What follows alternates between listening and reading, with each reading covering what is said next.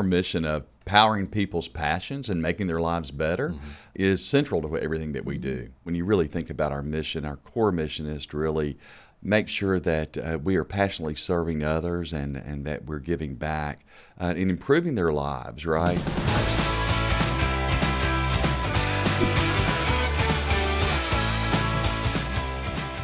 Hey, this is Shea. And this is Carrie. Welcome to the Pocket Change Podcast, where you'll learn better ways to spend, save, and invest and take control of your financial journey.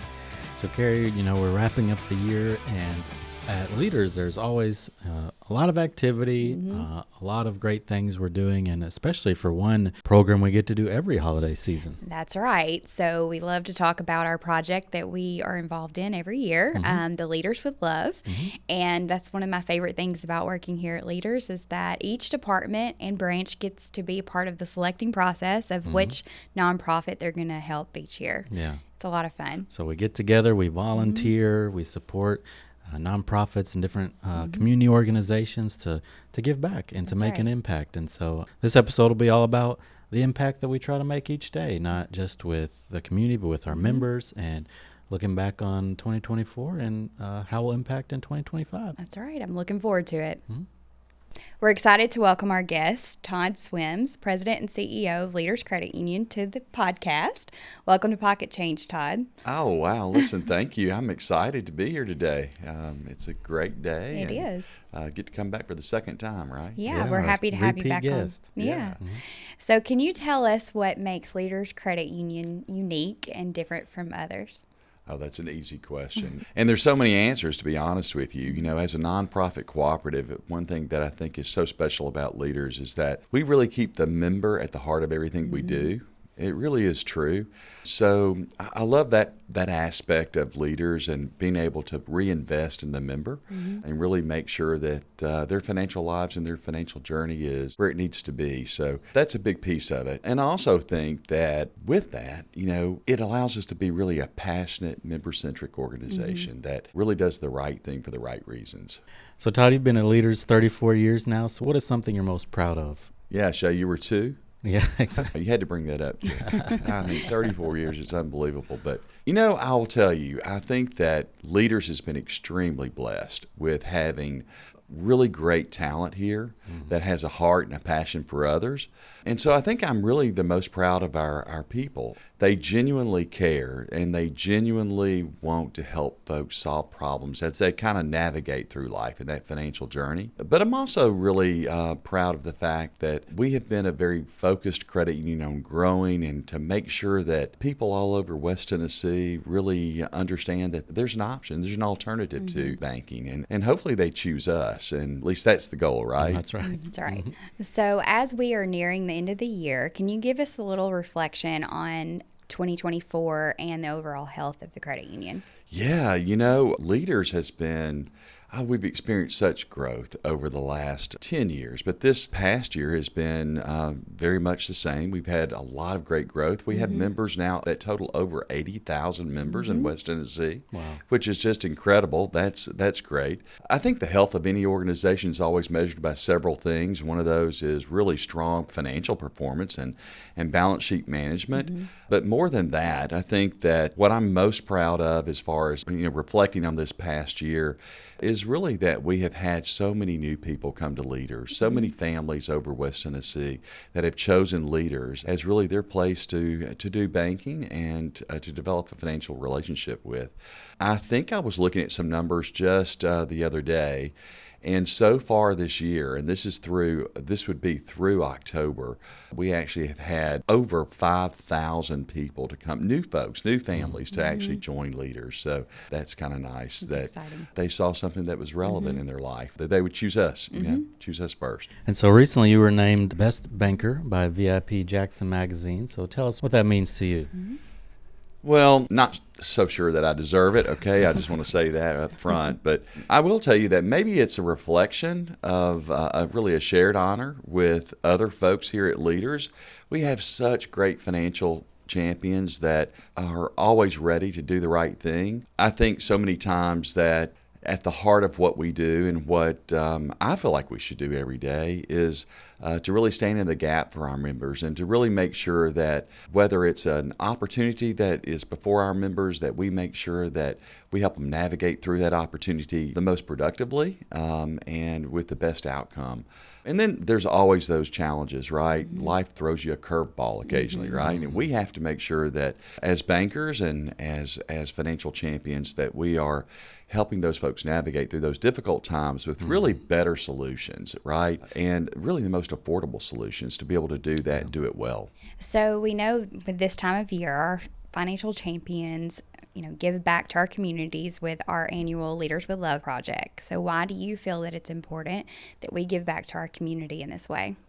Oh, wow. It is that time of year. Mm-hmm. I think that for leaders, it's important for us to be a part of the communities, all communities that we serve, and we want to do that every day, right? We want to do it every month of every year. This is just a really great opportunity for leaders to really reinvest in these communities, but I think more than that, it's also an opportunity for us to really practice at being really good stewards and being good citizens, right? Mm-hmm. Being those folks who really see those opportunities that come along every single day.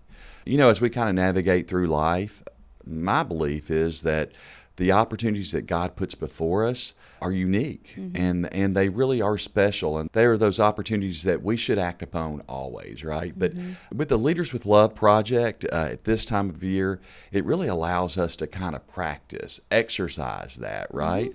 And to really look for those opportunities that are in our path every single day. And so I love that aspect of the entire program. But I also really love the fact that the community gets to see our heart. This is the time of year when we all have those special people in our lives that are on our minds, and we also know that there's a great need in our communities, in our families, and in our workplace. So it's such a fun project. It is. It gives everybody an opportunity. It's great to be a part of it. Yeah, to be a part of it. Absolutely. So how does Leaders with Love fit with the overall mission of the credit union? Yeah, our mission of powering people's passions and making their lives better is central to everything that we do. When you really think about our mission, our core mission is to really make sure that we are passionately serving others and that we're giving back and improving their lives, right? And when you really think about how leaders can be really not only a place where you can get a good car loan or find a good mortgage loan or maybe even a good investment, right? But you can find people who are genuinely caring about what's happening in my life and what's happening in the lives of my neighbor and my friends. So it's just, it demonstrates really who we are, right? And that real core mission of what we try to do every single day. Yeah, I would agree with that. Yeah. So I know there are so many to choose from, but what are some of your favorite projects from past years of Leaders with Love? All of them. All of them. I'm telling you. And I've thought about that before because they're all so unique. And when you really think about it, what's so special about these projects that we do? And I'm going to refer a little bit back to what I said earlier, is that in each of these communities, in each of these areas where these teams are involved in trying to identify really something good that they can do, some give back that they can make to their community. What I think is so special about it is that something is happening in their life that makes them more aware of a particular need, and it's very unique. And it's very relevant in that community, or it's very relevant in their lives. So we've had so many special projects throughout the years. I think I've described one before where we had a man who actually used to visit leaders on a little motorized scooter, and his scooter broke down, and the folks in that area and that branch actually thought, hey, we need to raise some money to kind of help him out, right? That was pretty special. But there's so many things, so many needs in our community that each of us sees. And so as a team, we can kind of agree to identify something that's unique to the community that is special and where the greatest need is, and to provide something really special there. I think that's true. And as we look into 2025, talked about a little bit about 2024, but moving into the new year, what are you most excited about? Oh, wow. We've got a big year coming up. I think this is the year where Leaders is really making a big investment in technology. To be honest with you, we are going to be looking at replacing our core, and I'm excited about that because it's going to allow us to actually have an open core that allows us to really bring best of breed technology to our members so that it kind of improves their life, saves them time and money. And I also think it's going to make us more efficient. And so when you think about the efficiencies that technology brings to the table these days, it's really unlimited. And so being able to take advantage of really those efficiencies that new technology, that new core will bring is going to be pretty special. Just to clarify, a core in the banking industry, right? It's really the foundation in which everything is built upon, right? So when you think about when you're making a deposit, you're making withdrawals, you're interacting with your technology, whether it's on your phone, whether it's on really your laptop, you're accessing really the central system, right, of banking. And so being able to have an open system is going to be extremely important because it is going to allow us to do so many great things there. And I also believe that with this new technology that we're investing in 2025, we will really see some significant changes to things that maybe we've had to work around. Does that make sense? And I think that we'll be able to incorporate more seamless solutions for our members and ease of access. So it's going to be a great year. It's going to be a challenging year, but it's going to be a great year. So stay tuned because there will be a lot more to say about that in 2025, but it's going to be good. For sure. We're excited about that, and just another way of how we are always trying to improve ourselves. So. Oh, absolutely. But as when you really think about today and the pace at which technology is really advancing and AI and all those different things, right? We have to be able to embrace those new technologies to really make a difference. And so this is going to give us that opportunity. It's going to give us that foundation that we need to really make sure that we can take advantage of those opportunities that come along our way. That's right. Yeah. One other thing that I'm really excited about, too, quite frankly, is we have a new branch that we're opening up in Arlington, Tennessee. That's right. It's going to be open this month, and so we're excited about opening the doors to that community, and for sure next year seeing great things come out of that particular location as well. So awful lot of great things happening in 2025. So stay tuned, right? So what is the best financial advice you've ever been given? So I guess the best advice would probably be, and I've had a lot of that over my life, but I think it's making sure that we invest well our time, our talent, and our resources. Those are things that you need to question every single day of your life. And for me, what am I going to invest in today with my time? And what am I going to do with that time? And then when I really think about the resources and the talent that God has given me, how do I actually invest that today? And then, of course, we all have a little money. God's blessed us with incomes, and so how do we actually make sure that we're good stewards of that? So making sure those are priorities in my life, I think, is the best advice that really this came from my father that he gave me, so I try to practice that. That's great advice. And so the last question, since this is the Pocket Change podcast, if you had any extra change in your pocket, what would you spend it on?